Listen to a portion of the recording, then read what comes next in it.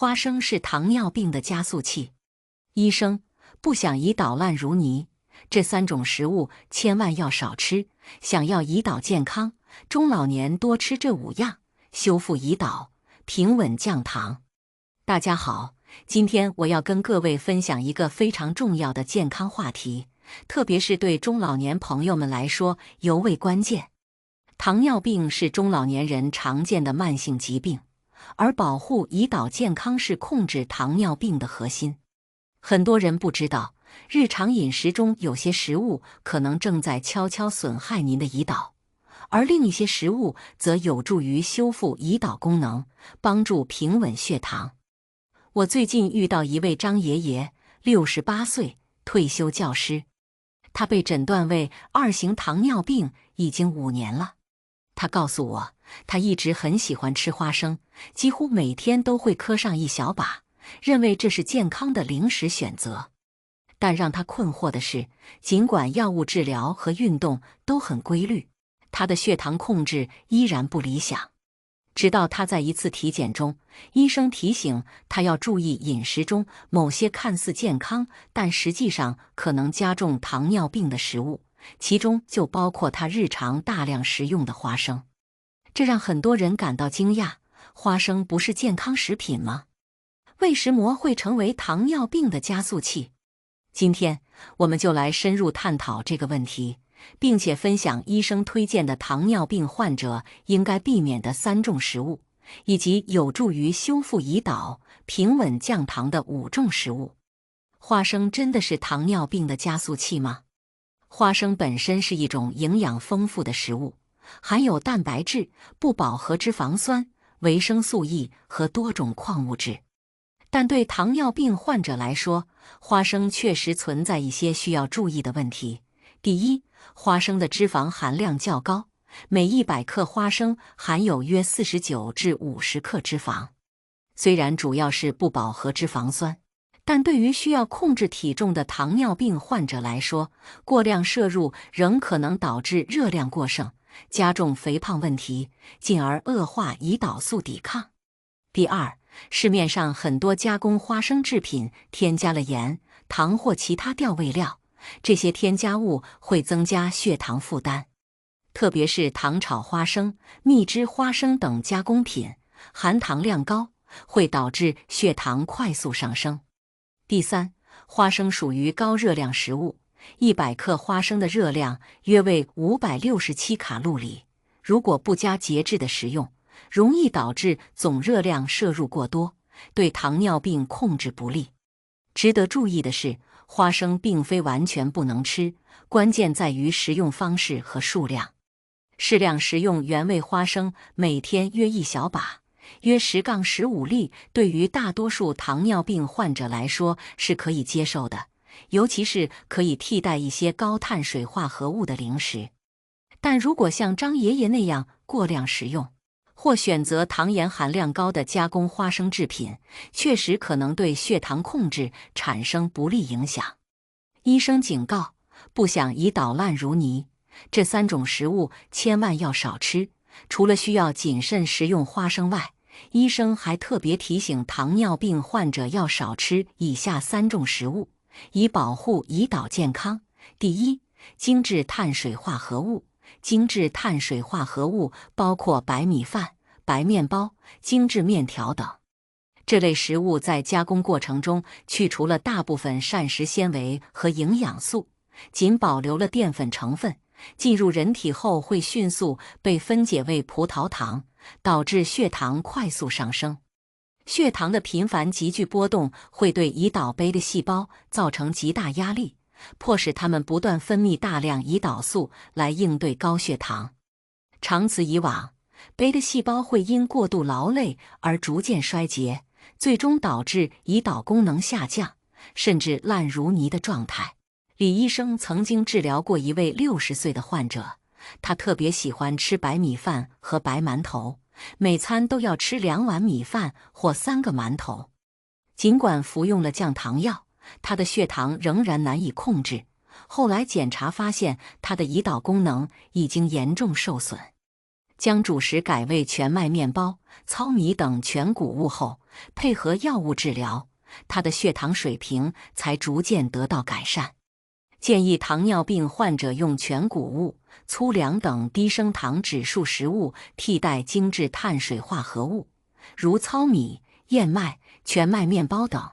这些食物含有丰富的膳食纤维，可以减缓葡萄糖的吸收速度，降低对胰岛的刺激。第二，添加糖和高果糖玉米糖浆。市面上许多加工食品和饮料中都添加了大量的糖或高果糖玉米糖浆，如汽水、罐装果汁、糖果、饼干等。这些隐藏的糖分会迅速提高血糖水平，给胰岛带来巨大负担。特别值得关注的是高果糖玉米糖浆，这种甜味剂常见于各种加工食品中。研究表明，长期大量摄入高果糖玉米糖浆可能导致脂肪肝、胰岛素抵抗等问题，加速胰岛功能衰退。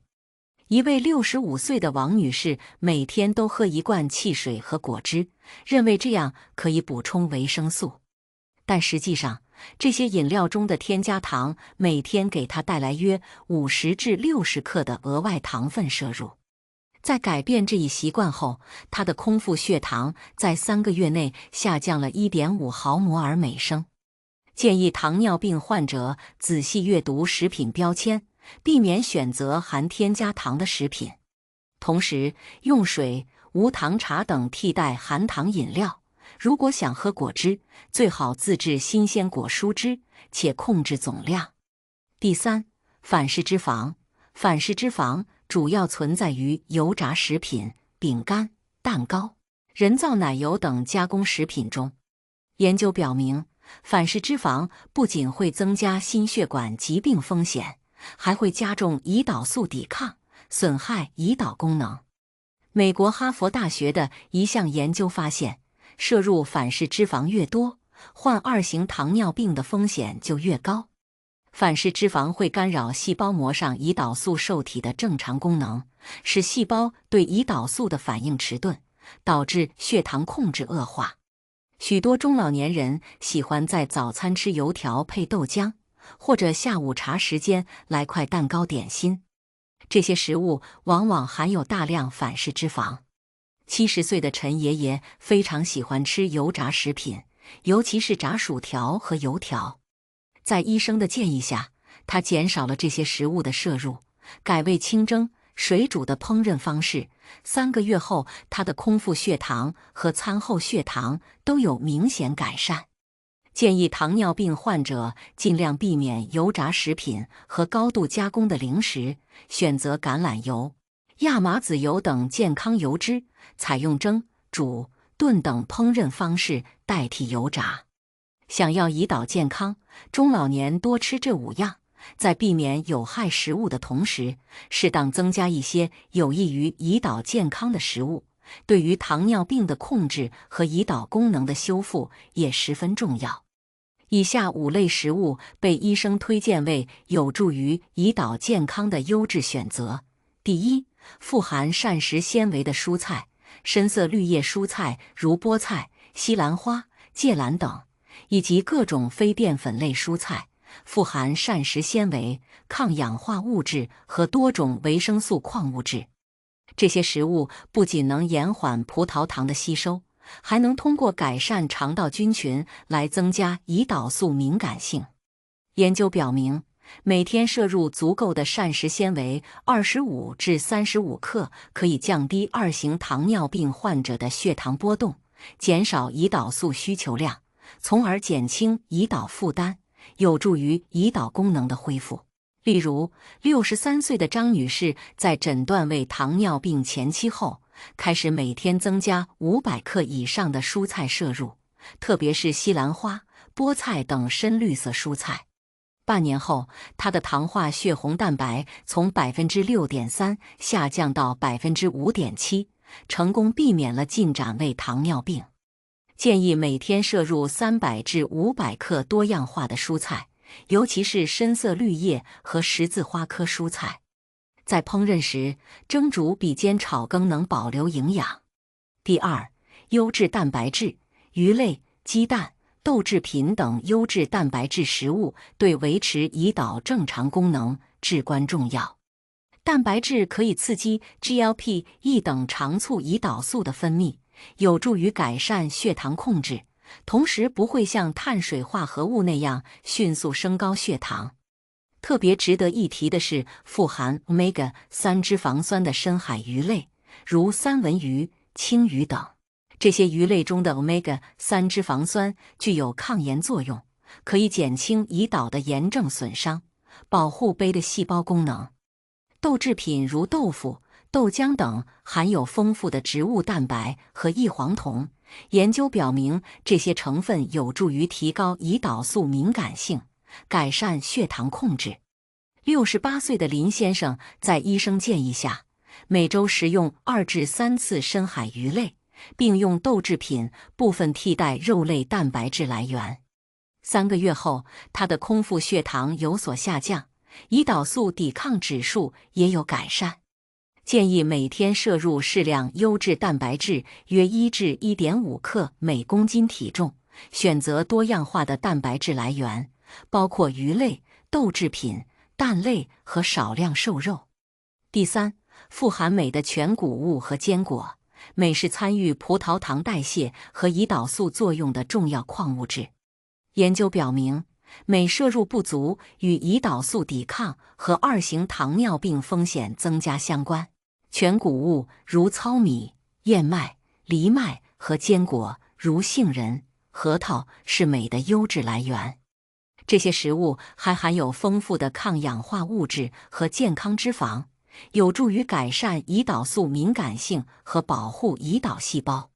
值得注意的是，虽然坚果脂肪含量较高，但对于糖尿病患者来说，适量食用反而有益。美国哈佛大学的研究发现，每周食用5次坚果的人比很少食用坚果的人患2型糖尿病的风险低 27%。72岁的赵爷爷将早餐的白粥改为燕麦粥，并在2餐之间适量食用坚果，每天约1小把。坚持3个月后，他的餐后血糖波动幅度明显减小，夜间低血糖的发生次数也减少了。建议每天食用50至100克全谷物和1小把约30克坚果。选择原味无盐的坚果，避免添加糖和盐的加工品。第四，富含抗氧化物质的莓类水果，蓝莓、草莓、黑莓等莓类水果富含花青素和多种抗氧化物质，这些成分可以减轻氧化应激和炎症反应，保护胰岛杯的细胞免受损伤。虽然水果含有果糖，但莓类水果的升糖指数较低，且富含膳食纤维，食用后不会导致血糖急剧升高。多项研究表明，经常食用莓类水果与降低2型糖尿病风险相关。英国剑桥大学的一项研究发现，每天食用100克蓝莓可以显著改善胰岛素敏感性，对于糖尿病前期和早期患者尤为有益。65岁的王先生在早餐或下午加入少量蓝莓或草莓，约80至100克，发现这样不仅能满足对甜食的渴望，还不会明显增加血糖值。长期坚持后，他的胰岛功能指标有所改善。建议糖尿病患者每天选择100至150克低升糖指数的水果，特别是莓类水果。最好在正餐后食用，避免空腹吃水果，以减少对血糖的影响。第五，富含抗炎成分的香料和草药，肉桂、姜黄、生姜等香料含有丰富的抗炎和抗氧化成分。研究表明，这些天然调味料可能有助于改善胰岛素敏感性，保护胰岛健康。特别是肉桂，已有多项研究证实它具有降低血糖的潜力。肉桂中的多酚类化合物可以模拟胰岛素作用，并增强胰岛素受体的敏感性，有助于改善血糖控制。姜黄中的姜黄素具有强大的抗炎和抗氧化作用，可能有助于减轻胰岛的炎症损伤，保护胚的细胞功能。67岁的李女士在医生建议下，开始在日常饮食中添加少量肉桂粉，每天约1/2茶匙，和姜黄，每天约1/4茶匙。3个月后，她的空腹血糖有小幅下降，对胰岛素的需求量也略有减少。建议将这些香料融入日常烹饪中，如在燕麦粥中加入肉桂，炒菜时加入姜黄，或泡一杯姜茶。这些小改变积累起来，可能带来显著的健康效益。保护胰岛健康的全面建议，除了饮食调整外，以下几点也对保护胰岛健康至关重要：规律运动。适当的有氧运动和力量训练可以提高胰岛素敏感性，减轻胰岛负担。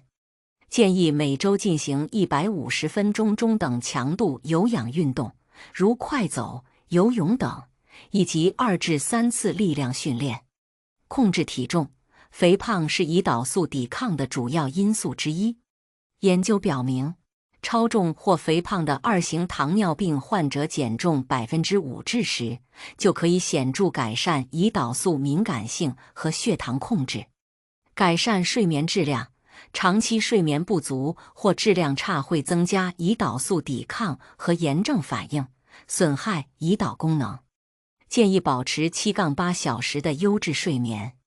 减轻压力，长期压力会导致压力激素水平升高，干扰胰岛素作用。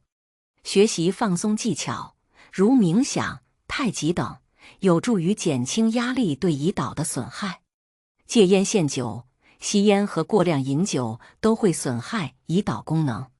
吸烟会增加氧化应激和炎症，而过量饮酒会直接毒害胰岛细胞。真实案例分享，回到开头提到的张爷爷，在医生的指导下，他进行了一系列生活方式的调整，将每天大量食用的花生减少到只在下午茶时间食用1小把约15粒原味花生，减少精致碳水化合物的摄入，用糙米、燕麦等全谷物替代部分白米饭，增加蔬菜摄入，每天确保摄入400克以上的多样化蔬菜，每周食用2至3次深海鱼类，增加优质蛋白质和 Omega-3 脂肪酸的摄入，在燕麦粥中加入少量肉桂粉，并开始每天适量食用蓝莓。坚持这些改变6个月后，张爷爷的空腹血糖从原来的 8.6 毫摩尔每升下降到 6.8 毫摩尔每升，糖化血红蛋白从 7.9% 下降到 6.7%。更重要的是，他的胰岛功能指标有所改善，降糖药的剂量也减少了。结语：保护胰岛健康对于糖尿病患者来说至关重要。通过避免那些可能损害胰岛的食物，同时增加有益于胰岛健康的食物，配合规律运动和健康的生活方式，可以有效减轻胰岛负担，延缓疾病进展，甚至在某些情况下逆转早期的胰岛功能损害。花生并非绝对的糖尿病加速器，但确实需要控制食用量和方式。更重要的是建立全面的健康饮食模式，而不仅仅关注单一食物。希望今天分享的这些信息能对大家有所帮助。健康的生活方式调整虽然看似简单，但坚持下来确实能带来显著的改变。如果您或您的亲人正在与糖尿病抗争，不妨尝试从饮食入手，一步一步改善胰岛健康，控制血糖水平。最后提醒大家，这些建议不能替代医生的专业意见和指导。在进行任何饮食或生活方式的重大调整前，请务必咨询您的医生或营养师，根据个人情况制定最适合的方案。祝大家健康长寿！